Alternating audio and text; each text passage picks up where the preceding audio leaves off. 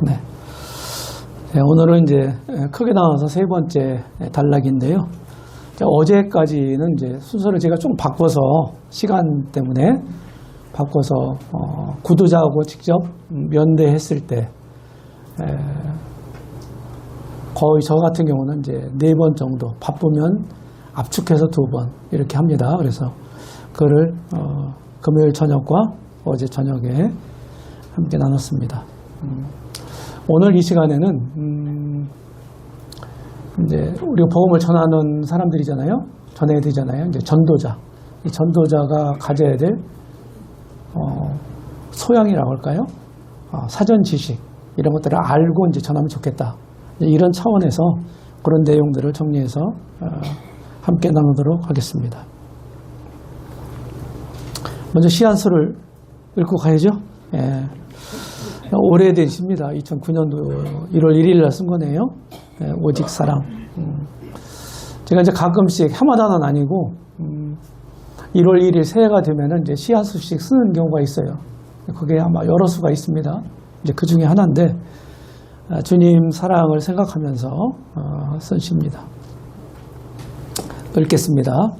이신층의 귀한 은혜 감격한 사랑, 한결같은 주 손길로 보듬는 사랑, 하염없이 내려오는 아가페 사랑, 영원한 세계로 이끄는 사랑, 천년 2번 흘렀어도 불변한 사랑, 죽어서 살려내는 미랄의 사랑, 인생의 허무함을 해결한 사랑, 평생토록 보답할 십자가 사랑, 구속의 값비싼 희생의 사랑, 주님의 날개 아래 모으는 사랑, 성령의 침례로 한몸된 사랑, 힘써서 지켜야 할 하나된 사랑, 연구해도 그 깊이를 모르는 사랑, 천국에 가야만이 알게 될 사랑, 그래도 삶의 활력 동기된 사랑, 죄와는 상관없이 약속된 사랑.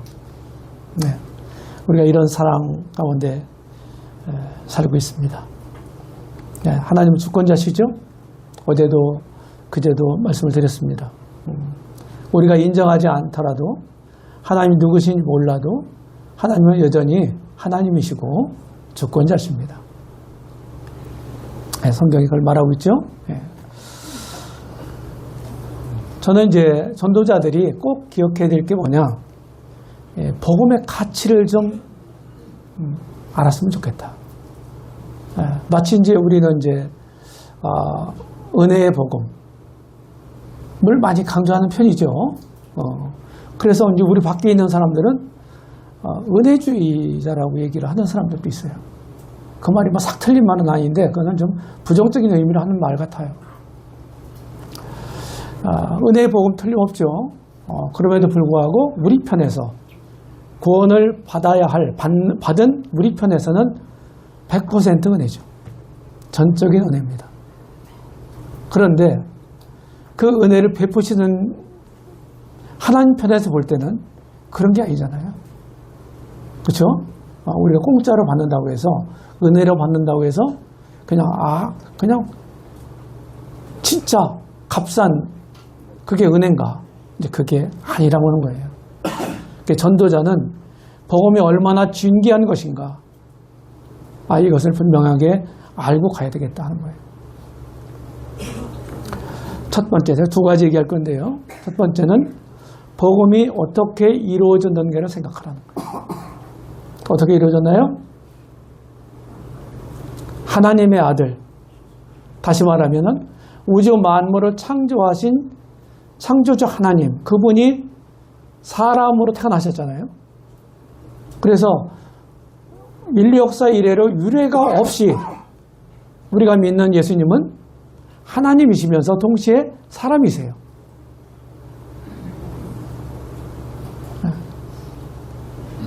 이분의 생명의 피가 흘려졌다는 거예요. 그러니까 우주 만물을 창조하신 창조주 하나님, 그리고 그 주권자이신 그런 하나님, 온 우주를, 그분이 만드신 온 우주를 사고도 넉넉하게 남는 이 생명의 그 값을 지불하고 복음이 완성됐다는 것입니다. 그럼 얼마짜리일까요? 여기 예배당에 있는 자리가 한 평이 얼마예요? 여기가 몇 평입니까, 대지가? 이 드넓은, 아직도 우주과학에서 끝을 모르는 이런 드넓은 우주를 만드신 분이라고요. 그거를 몽땅 사고서도 넉넉하게 남을 수 있는 그런 가치를 가지고 있는 분이다, 이 말이에요. 그러니까 우주에 있는 모든 것을 다 구속하고도 남을 그런 생명의 값이에요. 그걸 지불하고 사셨다는, 이 복음을 완성하셨다는 거예요. 그래서 제가 말씀드리고자 하는 것은 그냥 복음이 우리가 받는 사람 편에서는 은혜로 받는 거고 그냥 거저 받는 거지만, 그 말이 맞지만 싸구려처럼 생각하지 말아요. 그런 말이에요. 두 번째, 이 복음이 전해지고 복음이 지켜져 오는 길목엔 언제나 순교자들의 피로 얼룩져 있습니다. 복음이 왜 가치가 있느냐? 우리 지금 21세기 살고 있잖아요. 우리에게 그냥 저절로 이렇게 온 게 아니에요.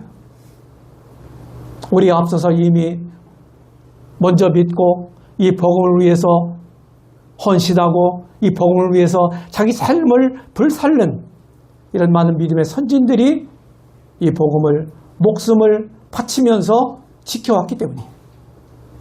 안 그렇습니까? 세계 전역에서 그리고 이 한반도 땅에서 믿음의 선진들에게 피가 흘려져 있습니다. 지금은 핍박이 없잖아요. 우리 젊은이들, 청년들 찬송 잘 들었어요? 네. 이 찬송을 어느 기순가 한 3년 됐나요? 저기 CTI 이제 졸업생들이 이 찬송을 계속 연습해가지고 주변에 모임이 돌고 그럴 때 불렀던 찬송이에요. 굉장히 은혜스러웠거든요. 다시 생각이 났습니다.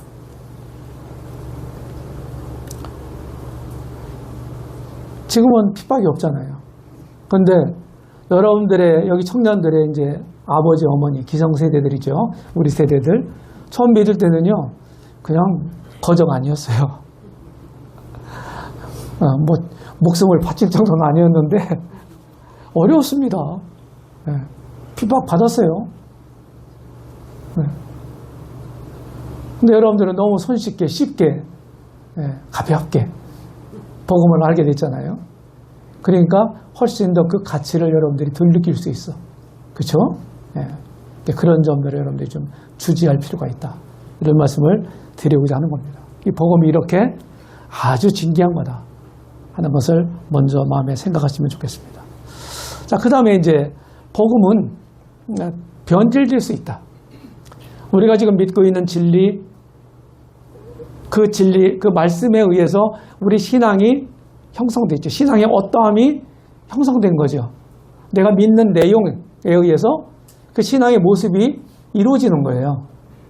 그렇죠? 틀림없이. 복음도 마찬가지죠. 복음이 우리 신앙의 시발이라고 볼 수가 있죠. 시작이다. 기독교 신앙은 이 복음을 알고 믿는 것으로부터 출발하는 거 아닙니까? 제가 이제 이런 생각을 하는 이유는 역사를 우리가 공부해보면요, 처음서부터 잘못되려고 그냥 계획적으로 그런 사람 아무도 없어요. 다 잘하려고 그랬어요. 그런데 세월이 흐르면서 사람들 생각이 자꾸 들어가고 또 그때 그 시대의 분위기가 또 그럼 뭘 요구해요. 그러면 그런 분위기에 맞춰서 이렇게 가다 보니까 말씀과는 멀리 떨어져 있더라 하는 거예요.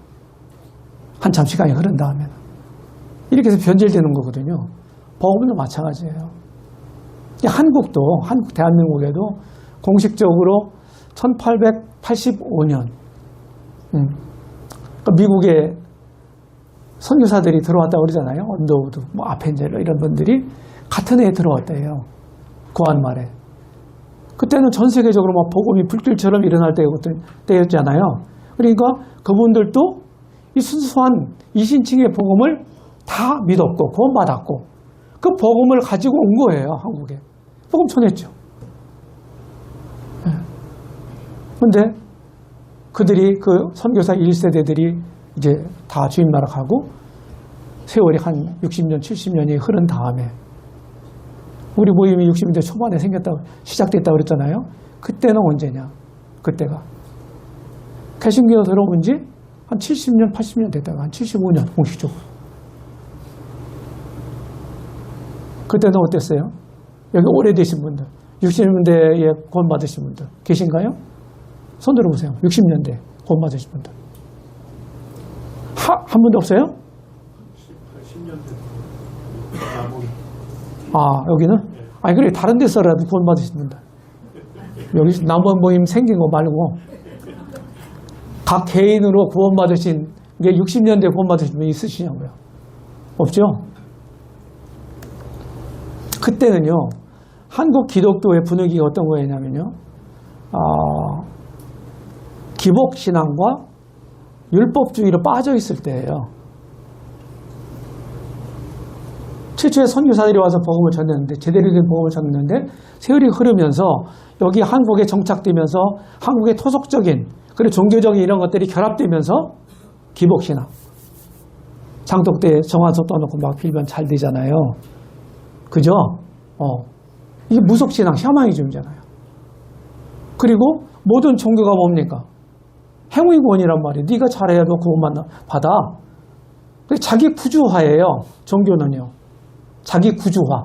네가 잘해야 네가 구원받아. 그래서 스스로 구원하는 거예요. 내가 잘해야. 다 그래요. 논리가. 기독교, 제대로 된 기독교 빼고 모든 종교가 행위 구원론이에요. 그렇게 돼버렸어요. 그러니까 기독교 색깔은 옷은 입고 있는데 그래 주일 성수 열심히 해야지. 11조 꼬박꼬박 안 떼먹고 잘 드려야 되지. 십계명 잘 지켜야지. 이렇게 해야 천국 갈 수 있어. 죄용서 받을 수 있어. 이 논리란 말이에요. 제가 75년에 구원받았거든요. 그때도 그랬어요. 그때도. 그런 사람들이 교파에 수두룩했어요.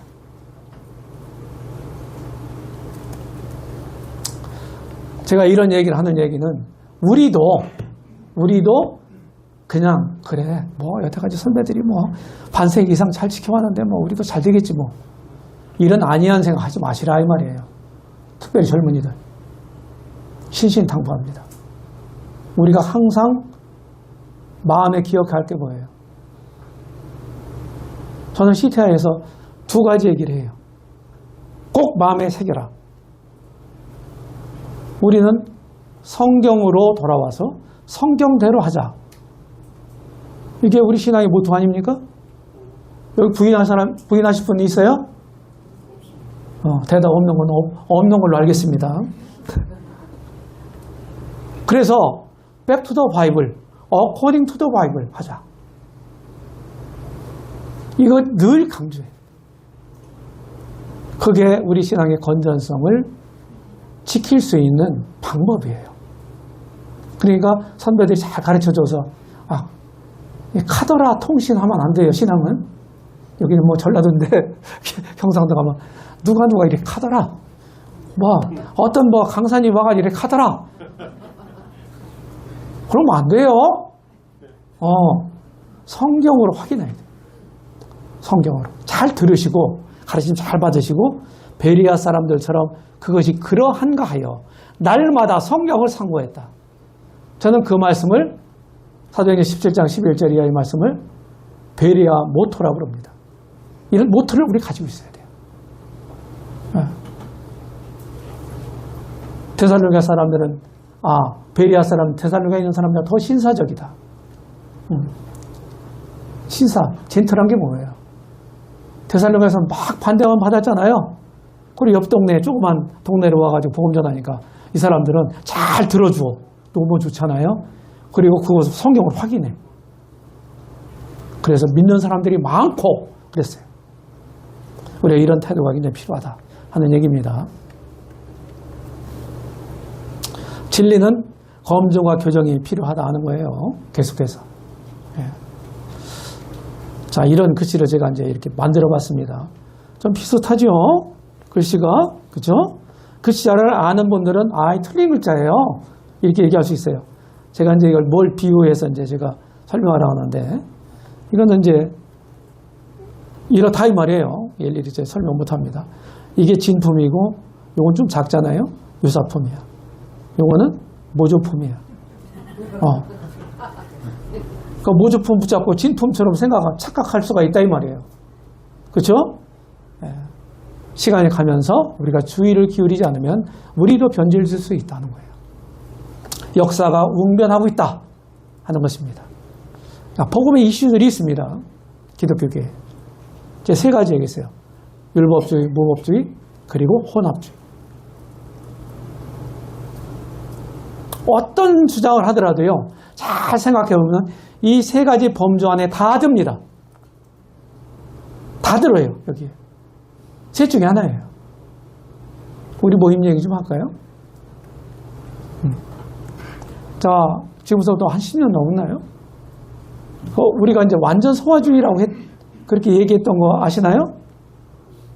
전국 각지에서 여기저기서, 우리가 같이 교제하던 이런 분들이 이제 성경을 잘못 분별을 하고 해석을 해서 우리는 다 구원받았으니까 이제 구원받은 뒤에는 짓는 죄는 그건 죄가 아니고 그건 내가 진 게 아니고 죄가 짓도록 한 거니까 난 책임이 없어. 이게 뭐예요? 여기서 얘기하는 무법주의. 우리 모임에 있었던 얘기라니까요. 그리고 어떤 분들은 믿음으로 구원받는 거 맞아. 은혜를 구원받는 거 맞아. 근데 변화가 없어. 근데 성경 보니까 참된 믿음은 참된 행위를 낳도록 돼 있어. 그렇죠?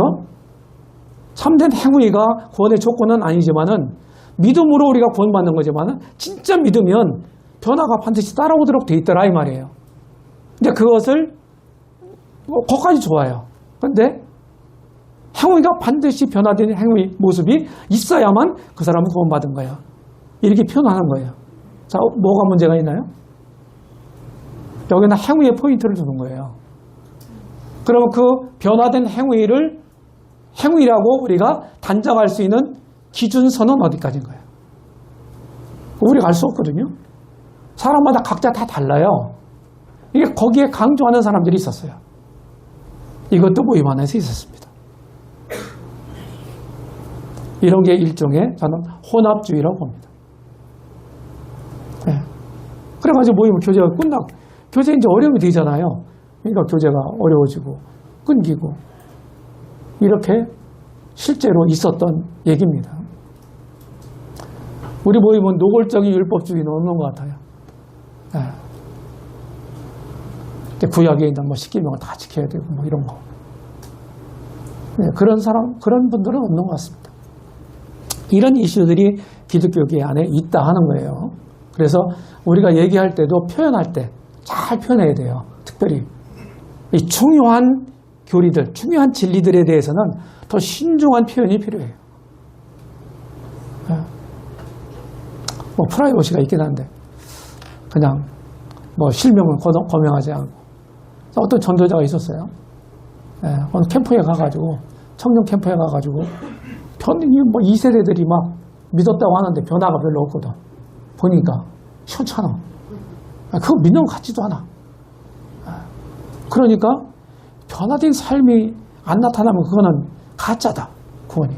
새로 받아야 된다. 이렇게 해버렸어. 난리가 난 거예요. 여기저기서. 난리가 난 거예요. 당사자들은 물론 집에 가서 이제 부모나 그 교회, 지역교회나 이런 데 얘기하는 게 난리가 난 거예요. 왜 그런 표현을 했는지 저는 다 이해가 돼요. 충분히. 그런데 적절한 표현 아니에요. 그래서 나중에 수습되긴 했지만 이런 어려움도 있었다 이런 얘기예요. 이게 우리 현실이에요. 자, 복음 관련 이슈 그냥 지나가겠습니다. 이거는 아까 무법주의라고 하는 거는요, 도덕 폐기론이라고도 합니다. 도덕 폐기론. 도덕이 필요 없어요. 진짜 구원받았으면 그 뒤에 짓는 죄는 죄도 아니고 내가 한 것도 아니니까 난 책임이 없는 거예요. 실제로 그런 형제라고 했던 사람을 알거든요. 아는데 남의 이제 감을 따먹으면서 죄의식을 안 느끼는 거예요. 왜 안 느끼냐 그랬더니 저 하늘아버지 건데요, 뭐 아들이 따먹는데 무슨 잘못인가요? 말이 돼요? 실제로 말이 안 돼요, 말이 안 돼. 예, 우리는 복음을 경계해야 합니다. 어제도 말씀드린 것처럼 복음 내용 안에는 핵심에는 우리의 구원자는 예수 그리스도잖아요. 한 분이잖아요. 이분의 인격적인 부분, 인격의 신분적인 부분. 어제는 하나님 아들이시면서 또 뭐라 그랬어요? 믿는 사람들의 주님이 되신다. 이분이 우리의 죄 문제를 해결하기 위해서 죽으시고 부활하셨다. 이 얘기를 4가지 얘기했어요. 그렇죠? 예. 사탄은요, 끊임없이 우리 기독교 신앙의 가장 중요한 근본이 뭐예요? 복음이잖아요. 이거를 자꾸 손을 대요. 변조시키려고. 그러니까 아주 진실하게 믿어도 잘못된 내용을 믿으면 어떻게 돼요? 그건 가짜가 되는 거죠.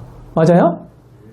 못 믿게 하던가 잘못된 걸 믿게 하던가 사탄이 하는 전략이 이거예요.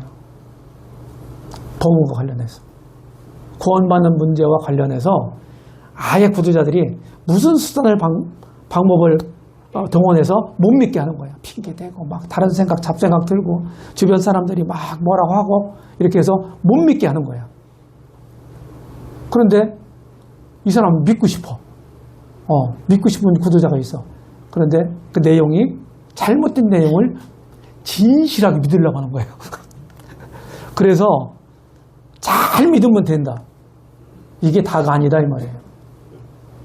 믿는 내용이 중요한 거예요. 동의하십니까? 이런 것들을 자꾸 바꾸려고 한다니까. 손을 자꾸 대. 사탄이. 이제 이런 문제에 대해서 우리가 경계할 필요가 있고 그래서 교리 공부 잘 하셔야 돼요. 중요한 기독교 교리 다 아는 것 같잖아요. 제가 이제 오랫동안 조직신학이라고는 교리를 시태에서 많이 가르쳤거든요. 오랫동안. 근데 제가 이제 하다 보니까 이거 맨날 들은 얘기고 뭐 그냥 하니까 다 아는 것처럼 생각하는 거예요. 그래가지고 첫 시간에 시험을 봅니다. 100문제. 답이 200개. 못 써! 다 한다며. 그래서 제가 말로는 편하지만 내 자신을 알라 하는 것이죠. 열심히 강의 들어라. 수업 받아라. 이런 얘기예요. 묵시적으로. 성경에는 다른 복음이란 표현이 있어요. 그죠? 다른 복음. 갈라디아서에 있고 고린도후서 11장에 있어요. 다른 복음. 네. 이런 것들을 경계할 필요가 있다고 하는 것이에요. 네. 신비한 체험. 저 호주에 있는 어떤 성도님의 아들이야. 지금도 호주에 살고 있는데요. 저하고 이제 만났어요. 만나가지고 이제 열심히 다녀요. 우리 모임 아니고 이제 그냥 기성교회 열심히 다녀. 근데 이제 호주는 우리 한국하고 좀 다르거든요. 조금 기독교 분위기가 좀 달라. 그 복음을 잘 듣고서 믿는다고 하고서 이제 기성교회 다니고 있는 거예요. 그 저하고 이제 만났어요. 만나서 쭉 얘기를 하고 복음 풀스토리를 쫙 다 얘기를 해줬어요. 자 어떠냐 그랬더니 다 믿는 건데요. 그러더라고요. 다 믿는 거래요. 자기가 하나도 뭐 거슬리는 게 없더라는 거예요. 그럼 이 사람은 구원 받은 사람 아니에요? 그래서 자기는 막 구원받아 부모님이 막 그렇게 좋아하고 막 그래가지고 구원받은 게 혹시 뭐 등짝이 막 뜨뜻해오고 그냥 뜨끔뜨끔 해오고 막 이런 줄 알았대요. 근데 그게 하나도 안 일어나는 거야. 이런 신비한 체험처럼 생각하는 거예요. 그리고 또 지적인 동의.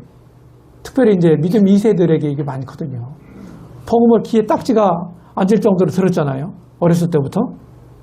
그러니까 막 지식적으로 다 아는 거예요. 그러니까 이게 알고만 있는 건지 믿고만 있는 건지 믿는 건지 오리무중인 경우가 있죠. 헷갈리는 경우. 본인들이 잘 물론 앞서 있는 일꾼들이 성도들이 잘 안내를 할 뿐만 아니라 멘트를 해주고 그 본인이 잘 또 스스로를 진단해보고 확증하는 이런 작업들이 필요한 거예요. 수고가. 네. 그래 행위를 강조한다든지 이런 것들이 전부 잘못된 거다. 이게 다른 복음이다 하는 것입니다. 자, 언약주의 구원관에 대해 얘기하겠습니다. 네. 제가 왜 이런 얘기를 하냐. 자, 캐톨릭이 중세 1000년 동안 세계를 지배했습니다.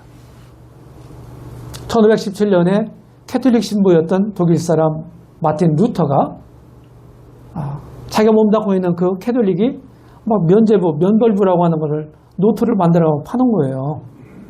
그걸 사서 거기다가 죽은 사람 죄도 쓰면 죄가 사해지고 산 사람 죄도 쓰면 다 사해지고 얼마나 좋아. 근데 그걸 그렇게 자기 몸담고 있는 그 캐톨릭 세계 개신교가 아직 없어요. 그가 이런 걸 보면서 이제 모르고 있었는데 하나님 특별하신 섭리에 의해서 그가 로마서를 읽다가 복음을 깨달았다고 하잖아요. 그래서 이제 영적인 눈이 확 뜨인 거예요. 그러고서 쭉 말씀을 읽어보니까 이게 막 자기가 믿고 있었던 것들이 아니거든요. 그리고 그 면죄부, 특별히 막 구원에 관련된 이시층이 복음을 깨달았으니까 그쪽에 딱 꽂혀 있을 거 아니에요. 그렇죠? 오직 은혜로 하나님은 믿음으로 하나님 은혜로 믿음으로 오직 구원받는다. 의롭게 된다 사람의 죄인이. 이 복음이잖아요. 그런데 캐톨릭에서는 전혀 상반된 얘기를 하잖아요. 그러니까 거기에 대해서 조목조목 반박문을 써가지고 독일의 피텐부르크라는 제가 그 도시를 가봤어요. 그 도시를.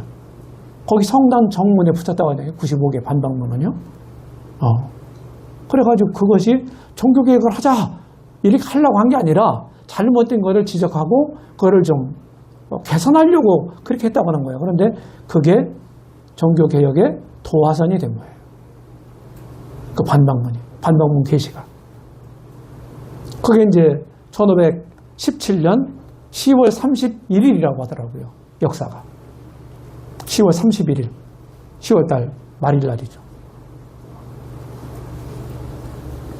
그렇게 해서 이제 성경으로 돌아와서 개혁운동이 이제 루터만 한 게 아니잖아요. 뭐 칼뱅이나 칼빈이나 뭐 쯔빙글리나 많은 사람들이 막 여기에 동참했단 말이에요. 그러면서 그들이 캐톨릭과 다르게 한 게 뭐냐. 캐톨릭은 성경을 볼 때 전부 상징으로만 봤어요. 문자적으로 보지 않고. 그거 보고 이제 영해라고 하거든요. 영해의 해석 체계를 우화주의라고 그래요. 알레고리즘이라고 하거든요. 그렇게 해서 보니까 계속 그렇게 했어요. 그러다가 이분들이 개혁자들이 이제 성경으로 돌아와서 성경을 이제 우리처럼 문자적으로 해석을 한 거예요. 그 해석한 결과를 자기들이 믿을 뿐만 아니라 또 가르쳤단 말이에요. 전하고. 이렇게 하면서 캐톨릭과 다른 신앙, 차별화된 신앙이 만들어진 거예요. 이것이 기독교예요. 개신교라고 하는. 아셨죠? 그러니까 해석 방법이 달랐던 거예요. 성경을 보는. 그런데 16세기 1500년대의 개혁자들이 그들이 완벽하지 않았죠. 그들이 엄청난 기여를 했어요. 복음을 회복시켰어. 복음을. 가장 중요한 기여가 복음을 회복시켰고 캐톨릭이 주도하던 이 세계사의 흐름을 바꿔놨어. 이 종교개혁으로. 그런데 성경의 모든 진리를 그들이 다 완벽하게 해석해낸 게 아니에요. 그거는 그 개인의 한계도 있었을 뿐만 아니라 그 시대의 한계예요. 그때는 뭐예요? 구원론이에요. 구원론이 가장 중요한 이슈였어요. 면죄부 그런 때니까요. 이건 완벽하게 해결해 놨단 말이에요. 그런데 종말로는 손을 못 댔다. 그래서 종말론은 다 캐톨릭처럼 영의 처리를 한 거예요. 예언에 대해서는 손을 못 댔어. 그래서 바로 구원의 가장 핵심이 뭡니까? 구속이잖아요. 구원이잖아요. 그렇죠? 복음에. 거기에 방점을 찍은 해석 체계가 이제 그 개혁자들이 일궈놓은 그 토대를 가지고 그 후에 학자들이 체계를 이룬 거예요. 그게 언약주의예요. 계약신학이라고도 하고 언약주의라고 하는 거예요. 그러니까 언약주의는 뭡니까? 구속을 방점으로 찍어서 성경 전체를 그 구속적 관점으로 다 보는 거예요. 이렇게 보는 것들이 이제 쭉 이제 체계를 이루고 지금까지 500년, 600년이 흘렀는데 500년 이상이 흘렀는데 지금도 그 체계가 지금도 있단 말이에요. 그러니까 개혁자들이 이루는 게 공적이 굉장히 위대하다 할지라도 그들이 완벽한 건 아니었거든요. 그래서 오리지널 언약주의자들의 종말론의 결과가 무천년입니다. 그런데 캐톨릭도 무천년이에요. 왜 같은가요? 결과가 다 예언을 영에 처리했기 때문입니다. 그래서 천년왕 국은 없다 이렇게 되는 거예요. 똑같이 결과가. 캐톨릭주의적 무천년이 있고 언약주의적 무천년이 있는 거예요. 그래서 구분하자면 결과는 똑같아. 그런데 종교개혁이 일어난 뒤 한 3세기 흐른 다음에 1800년대 초부터 형제운동이라는 게 일어나잖아요. 그렇죠? 그러면서 개혁자들이 일궈놓은 그 토대 위에서 초기 형제들이 대단한 학자들이거든요. 실력가들이에요. 그리고 아주 영적인 분들이에요. 헌신적인 분이고 열정 대단하고 이분들이 미처 개혁자들이 손대지 못했던 종말론까지 예언 부분까지 다 일관된 문자적 해석 원칙에 의해서 해석을 해낸 겁니다. 그게 우리가 가지고 있는 종말론이에요. 그런데도 지금도 복음주의 기독교 안에는 그 16세기 그때 그 완벽하지 못했던 해석으로 만들어진 그 해석 체계를 붙잡고 있는 사람들이 많아요. 이런 실상을 좀 아시면 좋겠다. 그래서 제가 이제 복음과 관련해서 얘기할 때 얘기를 합니다. 이분들은 구약 시대나 지금이나 똑같다는 거예요.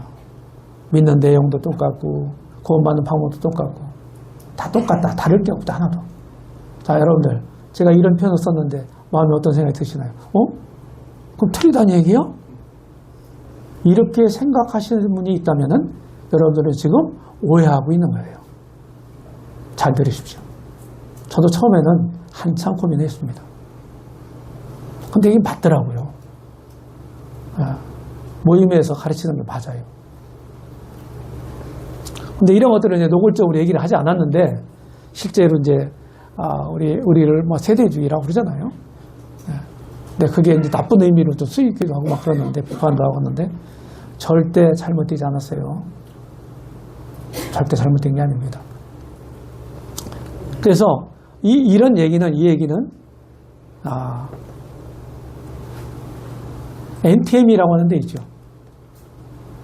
부족 선교회 NTM 아주 굉장히 복음적인 이런 초교파적인 기관입니다. 제가 이제 알기로는 서양의 우리 형제님들이 여기에 또 책임자로 이렇게 봉사하기도 하고 그랬었대요. 그런데 이분들이 가르치고 있는 것들이 뭐냐면 매클웨인이라고 하는 분이 쓴 하나님의 건축이라는 걸로 교육을 시킨다고 합니다. 제가 이 책을 가지고 있어요. 그런데 이 표가 아까 이 표가요. 이게 이 책에 여기에 있어요. 여기 뒤에 딱 있습니다. 그래서 제가 이걸 보고서 이거는 아주 클리어한 언약주의관이구나. 성경을 쭉 훑어서 얘기하잖아요. 창세기서부터. 그렇죠? 연대기적으로 쭉 훑어서 이제 예수님까지 딱 와서 방점을 찍는 거예요. 이게 언약주의적 구원관입니다. 그러면은 이렇게 하면 구원 못 받는 거냐? 구원 받아요. 구원은 받아. 제가 우려하는 건 뭐냐? 성경 전체를 그렇게 구속사적인 관점에서만 보니까, 그렇게 설명을 하니까 초신자들에게 복음을 듣고 믿을 거 아니에요? 그 사람들에게 그 언약주의 관을 씌워주는 거예요. 그걸 놔주는 거예요. 기초를 딱. 저는 신학하지 않았거든요.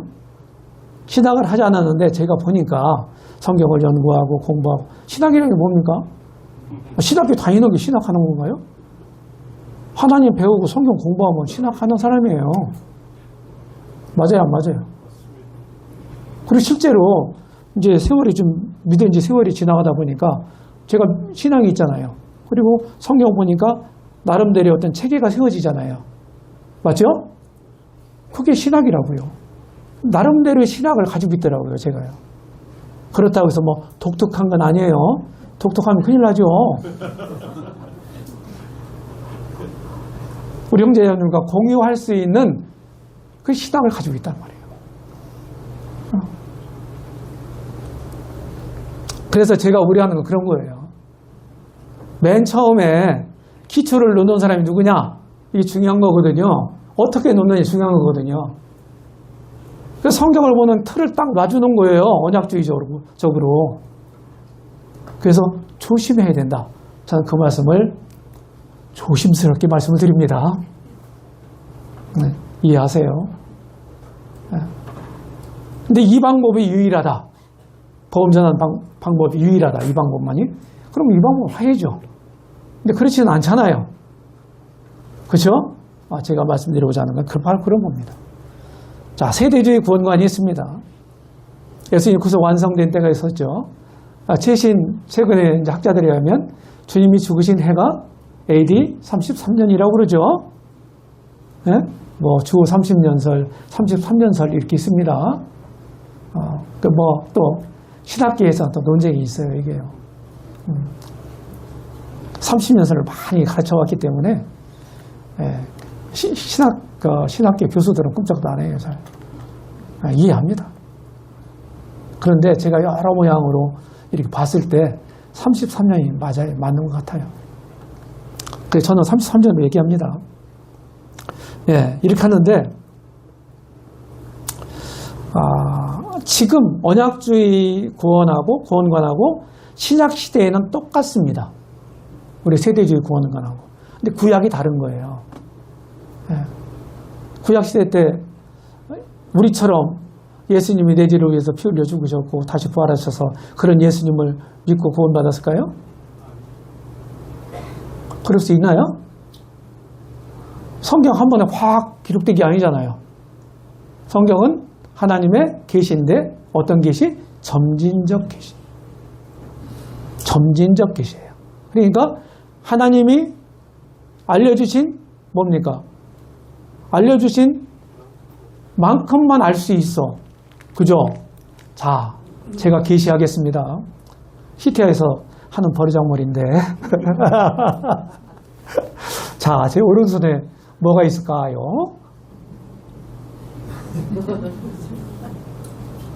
보여주셔야. 얘기해봐요. 모릅니다. 이렇게 해야 정답인 거예요. 뭐야, 계시를 안 받았잖아요. 계시 해줄게요. 뭡니까? 이 계시적인 금방 알잖아요.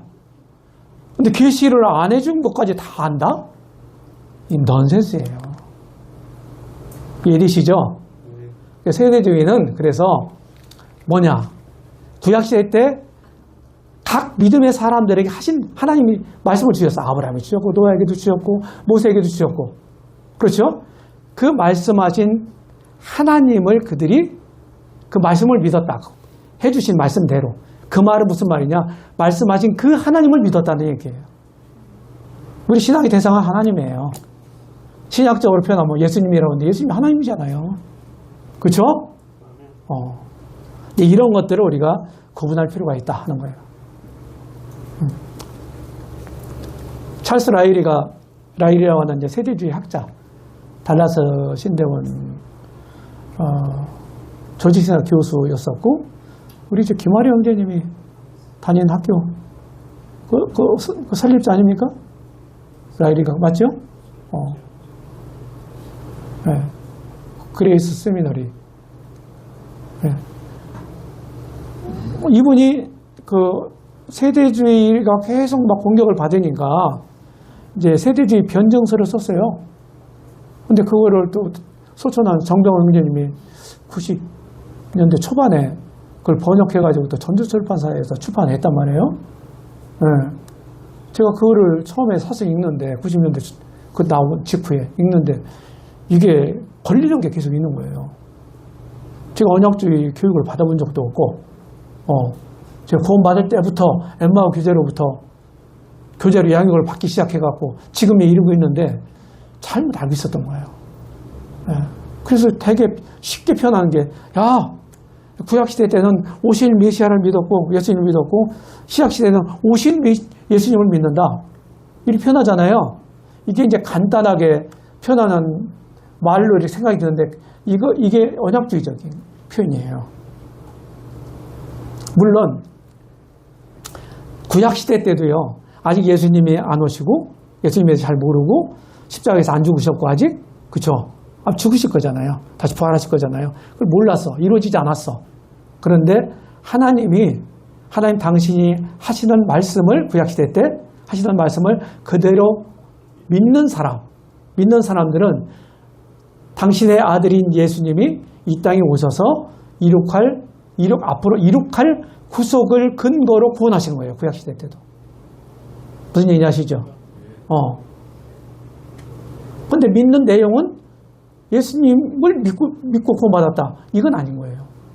예수님이 이루실 구속을 근거로 우리가 구약시대 때 아브라함도 모세도 노아도 구원받았지만은, 예, 우리처럼 똑같은 그런 내용을 믿지는 않았다는 거예요. 예, 믿음의 대상은 하나님은 똑같고. 이런 것입니다. 그래서 오해 없기 바랍니다. 그래서 찰스 라일이 쓴 세대주의 바른 이해 지금 이제 수정판이 나와서 제가 그걸 알려줬더니 그 번역해서 나왔더라고요. 전도출판사에서. 그래서 그 책을 여러분들이 좀 어려운 책인데 한번 읽어보세요. 꼭 청년도 꼭 일독이 아니라 공부해야 돼. 일독만 갖고는 안 돼. 꼭 구원받으시기 바랍니다. 내가 나를 알아야 어떻게 긍지도 갖고 당당할 수 있는 거야. 그리스도인들이 교만하면 안 되지만은 주눅 들어서 맨날 어깨 축 처지고 이러면 안 돼요. 영적인 세계는 우리 신앙 안에는요, 민주주의가 아니에요. 하나님 말씀을 어떻게 바르게 분별하고 바른 신앙을 가지고 바른 태도를 가지고 그 하나님 성경 뜻을 이루어 가느냐. 이게 문제지. 얼마나 많은 사람이 지지하냐? 이게 아니라고요. 구약시대 때도 신약시대 때도 하나님 편에 있었던 사람들은 항상 소수예요. 그래서 우리가 작은 모임이기 때문에 이걸 정당화하려고 제가 그렇게 얘기하지 않습니다. 우리도 컸으면 좋겠어. 많이 모였으면 좋겠어요. 그런데 하나님 편에서 하나님의 남은 자들은요, 다수가 아니에요. 광야에서 금송아지 사건이 있을 때도, 예? 또 가나안 땅 정탐하고 돌아와서 보고하는 것도 다수가 다 틀렸잖아요. 맞아요? 오늘날 똑같아요. 한번 읽어보시기 권하고, 현 시대의 방법은 똑같다. 예. 언약주의 구원관이나 신약시대 세대주의 구원관이나 똑같다 하는 거고, 현대 복음의 딜레마라고 하는, 제가 어제 이제 수도권에 있는 모임에서 서울, 인천, 경기 일꾼 형제님들이 모여서 1년에 한 번씩인가 이렇게 세미나를 해요. 그래가지고 이제 그때 저를 좀 오라고 해서 얘기해달라고 하더라고요. 그래서 갔었는데, 그때 가니까 이제 선교사 그 이수원 형제님 아시죠? 이수원 형제님이 막 뭘 나눠줘요. 서울 북부에서 했는데, 서울 북부교회 예배당에서 현관에서 막 나눠주더라고요. 영문글도 있고 번역된 것도 있어. 근데 거기 이제 그걸 이렇게 보니까 맥도날드 형제님이 쓰신 거야. 이 글이. 이 짤막한 글인데, 이건 이제 여기서 발췌한 겁니다. A4 한 장 정도 돼요. 예. 근데 그 중에서 회개에 대한 내용이 빠져 있고 요새 현대 전도의 문제가 뭐냐? 회개에 대한 내용이 빠져 있다. 예수 그리스도의 주되심이 빠져 있다. 그리고 고도자가 예수님 믿기로 선택하는 결정이 내려지기 전까지 제자도와 관련된 말들을 감추는 경향이 있다. 뭐예요? 주님 믿으면 그냥 꽃길 걸을 거야. 저 천국 가. 이런 어떤 장밋빛 환상만 갖게 하잖아요. 우리가 복음 전할 때. 그렇죠? 그게 틀린 말은 아니죠. 근데 그것만은 아니잖아요. 주님 믿으면 핍박이 올 수도 있고 어려움 당할 수도 있다. 그럼에도 불구하고 우리는 믿어야 되고 그것이 맞는 거다. 이런 얘기를 복음 전할 때 저도 잘 안 했단 말이에요. 근데 여기 그런 게 있어요. 예수님은 결코 제자들을 얻기 위해 자신의 상처를 감추신 적이 없다. 이 글을 읽으면서 상당히 마음에 좀 고무가 됐어요. 저한테는. 제가 이제 이런 류의 복음을 계속 전해왔기 때문에. 예, 복음 관련 불매들을 보겠습니다. 쉴 때 되나요? 예? 아까 조금 늦게 시작한 것 같은데. 예. 저도 좀 따져야 되겠습니다. 정각까지 할게요. 예. 알버트 호우톤이라고 하는 분이 있어요. 여기 전도출판에 나온 복음에 관한 오해라는 소책자입니다. 제가 처음부터 이런 책자를 참고해서 한 건 아니에요. 나중에 수년 지난 다음에 이런저런 얘기들이 있더라고요, 모임에. 그래서 이제 저도 이제 내가 진짜 잘못됐나? 내가 전하는 게 잘못됐나? 이런 것들을 좀 확인해보고 검증해 봐야 되잖아요. 맞아요, 안 맞아요? 전도자가 잘못된 거 알려주면 다 망하게 하는 거잖아요. 그래서 제가 이제 공부를 했죠. 그랬더니 여기에 이 책에 이렇게 나와 있어요, 또. 다 읽지 않겠습니다. 제가 소개만 할게요. 찰스 라일이. 아까 말씀드렸죠? 이분이 이제 스터디 바이블을 만들었어요. 스코필드만 만든 게 아니고 이분도 만들었어요. 근데 그건 이제 제가 영문판만 가지고 있는데 뒤에 이제 막 간추린 교리 같은 것도 부록으로 있더라고요. 거기에서 이제 발췌한 건데 이런 얘기 하는 거예요. 이분은 주제권파가 아니고 은혜파입니다. 달라스 신학교 그때 중심으로 한 그 교수들은 다 은혜파예요. 서로 이렇게 했던 중심 인물은 아닌데 여기서 이제 이런 것들을 믿음으로만 구원받을 수 있다고 성경은 말한다. 맞죠? 그런데 이게 뭔가 부족한 믿음 하나만 갖고 부족한 것처럼 앞뒤에다 뭔가를 구원의 조건으로 붙이게 되면 그건 잘못된 거다. 이런 표현이에요. 동의하십니까? 맞죠. 틀린 말이 아니에요, 이 말이. 자, 그 다음 존 메가더. 주제권 복음에 아주 이슈를 일으킨 분이죠.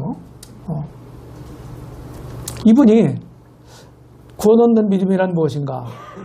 사복음서를 스터디해가지고서 예수님이 전한 복음이 뭔가를 쭉 해서 책을 냈어요. 근데 그 책을 쓴 동기가 있어. 미국의 이제 복음주의 진영 안에서 아주 유명 인사들이, 널리 알려진 사람들이 그냥 안 믿는 사람들보다도 더 나쁜 죄를 짓고, 나는 은혜를 구원받은 사람이야. 그거는 영원한 거야. 그러고서 또 막 활동을 재개하고, 막 이렇게 뻔뻔한, 물음표, 낯을 들고, 제가 그분들 뻔뻔하다고 한 게 아니고, 뻔뻔한 물음표 썼습니다. 그리고 낯을 들고 막 활동하는 거예요. 이게 도대체 이게 믿는 사람이 저럴 수 있을까? 도대체 뭘 믿었을까, 저 사람은? 이런 의문을 가지고, 이건 우리 주님이 전한 복음이 뭐지? 이렇게 하면서 이런 의문을 가지고 사복음서를 스터디해서 책을 내가. 그러니 보니까, 이 예수님의 주되심에 대해서 예수님이 결코 한 번도 빠뜨린 적이 없다. 이런 논리로 쭉 적은 거예요. 이게 큰 미국의 복음주의 진영의 이슈가 된 거예요. 이슈를 불러온 거예요. 그리고 그 후속타로 또 냈어요. 논란이 계속 되니까. 그럼 사도들이 전한 건 뭐지? 그래서 사도행전과 서신서를 통해서 또 증명해냈어요. 똑같다. 그러나. 이렇게 된 겁니다. 한글로 다 번역이 되어 있어요, 지금. 자, 윌리엄 맥도날드. 그래서 제가 그랬어요. 나는 내가 어떻게 구원받았지? 제가 열심히 이제 복음을 전하고 가르치고 이제 하고 있는 사람인데 나는 어떻게 구원받았지? 이렇게 하면서 그 옛날로 돌아갔어요. 오래전 일로. 저는 사실은 엠마 성경학교 교재인 지금은 이제 이름이 바뀌었는데 성경의 기본교리라는 교재가 있어요. 맥도날드 형님이 쓰신 얄팍한 교재예요. 거기에 내용은 하나도 안 바뀌었더라고요. 8과 구원이라는 단원을 읽고 제가 결정적으로 구원받았어요.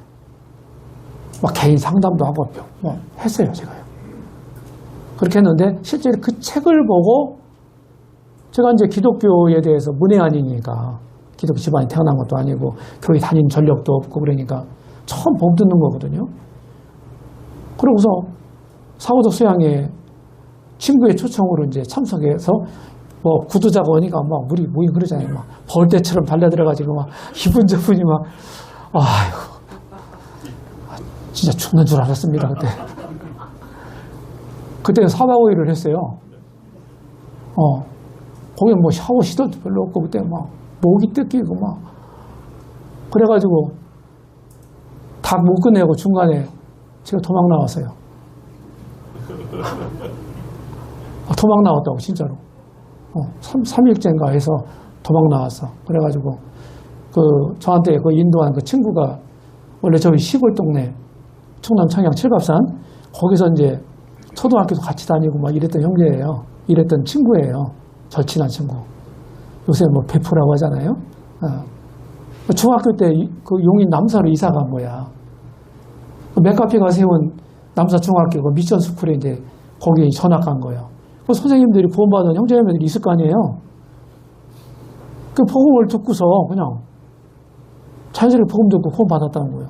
이 친구도 하나도 기독교 배경이 없거든요. 시골에 우리 동네 교회가 없었어. 다른 동네에 자그마한 교회가 있었어요. 기장, 기독교 장로회. 그래가지고 이제 그 친구 이제 초청해가지고 이제 거기 참석했는데 도저히 끝까지 못 있겠는 거예요. 그래서 나와서 그 아버지는 또 아저씨잖아. 친구 아버지 잘 알고 동네 분이니까 온 줄 다 아는데 그냥 쑥 가버리면 얘 버리장머리 없는 놈이다 이렇게 또 하실까봐 저 혼자 그 집에 가서 아저씨한테 인사하고 집에 가려고 갔더니 걸어 내려오는데 얼마나 더워요. 한 2km 될 거예요. 거기서 내려올 때 그 친구 집에 땀 뻘뻘 흘리면서 이제 내려왔어요. 내려와서 이제 뭐 우물가에서 이제 얼굴도 씻고 이렇게 하고서 그 친구 방에 들어가서 딱 앉아서 보니까 책꽂이에 책이 몇 권 꽂혀 있는 거예요. 그래서 그냥 쑥 뺐어, 하나를. 뺐더니 그 책이 딱 뽑힌 거예요. 당첨된 거예요. 성경의 기본 진리. 예? 그 주르륵 넘겨봤더니 8과 구원. 구원받으라고 그냥 얼마나 그냥 괴롭힘을 당했어, 내가. 그런데 그 괴롭힘은 싹 사라지고 거기에 탁 집중이 되는 거예요. 읽어봤어요. 정독을 했어요. 그러고서 끝에 부분에 이렇게 안내를 하더라고요. 영접기도 안내문까지 있어, 거기에. 그대로 제가 여기 뺏겨온 거예요. 기도도 한 번도 안 한 친구, 제가 무릎 꿇고 기도를 했다니, 거기서. 그러고서 기도하고서 이제 이게 구원인가 보다, 구원받았구나. 이렇게 하고서 이제 인사를 하고, 그런데 그 친구가 그날 올라오고 있는데 못 왔어요. 친구가 아버지한테 불려 내려왔어. 저녁에. 그래서 할 수 없이 또 하룻밤을 그 친구 집에 잤어요. 그리고 아침에 내가 가겠다. 다시 집에 이제 돌아가겠다. 그랬더니, 나 구원받았으니까 집에 돌아갈래. 이렇게 얘기했던 것 같아요. 그래? 어떻게 구원받았는데? 물어볼 거 아니에요. 그러더니, 이만저만 했다 그래. 그래? 그럼 다시 올라가. 그러더라고요. 다시 올라가래요. 도망 나오는데. 참, 그때만 해도 제가 순진했던 것 같아. 그래서 다시 올라갔어. 그래가지고 고마워하다고 막 하고 그러니까 교제했던 분들, 형제님들이 있잖아요. 이름 뭐 대면 다 아실 텐데. 그러니까 막 고마워하다고 하니까, 그래, 어떻게 고마워서 막 간증하라고 하고 막 그러더라고요. 그렇게 해서 이제 다 마치고 제가 이제 돌아왔는데, 그때까지만 해도 충청 남북도, 그때는 대전시도, 광역시도 없었어요. 충청 남북 전체 염티 모임, 원머로 모임, 시골에 충청 남북도 전체 모임이 2개밖에 없었어. 저희 집에서 가까운 데가 어디야? 원머로 모임, 부여 원머로 모임이야. 그쪽에 있는 이제 일하는 일꾼 형제님한테 한상일 형제님이에요. 그 형제님한테 연락이 간 거예요. 청양땅 거기에 말이 실갑산 거기에 꼴짜기에 고마하다는 청년이 있다. 찾아가 봐라. 광복절 때 제가 7월 말에 고마하다거든요. 한 달도 안 됐어. 그때 찾아오셨더라고 저희 집에. 그래서 1박을 하고 가셨어. 그래서 거기 연결돼서 가끔씩 머니까 그때만 해도 차도 없고 버스를 3번 갈아타야 돼. 거기 가려면. 그 주일날 예배 드리러 가려면 당일치기는 안 돼. 그래서 토요일날 오후에 출발해서 그 형제님 집에서 자고 예배 드리고 애찬하고 다시 와야 돼. 1박 2일 코스. 예배가. 네. 그게 확인이 됐어요. 여기도 보여. 여기도 봐. 내 생애의 주인이 되어 주시옵소서. 이렇게 돼 있잖아요. 제가 이런 걸 꼬치꼬치 제가 의미를 다 새기면서 하지는 못했어요. 근데 이렇게 전했더라. 우리 믿음의 선배들이. 그런 거죠. 네. 지금 1분 지났는데 쉬었다 하겠습니다. 얼마 쉬면 될까요? 10분. 네. 10분 쉬겠습니다.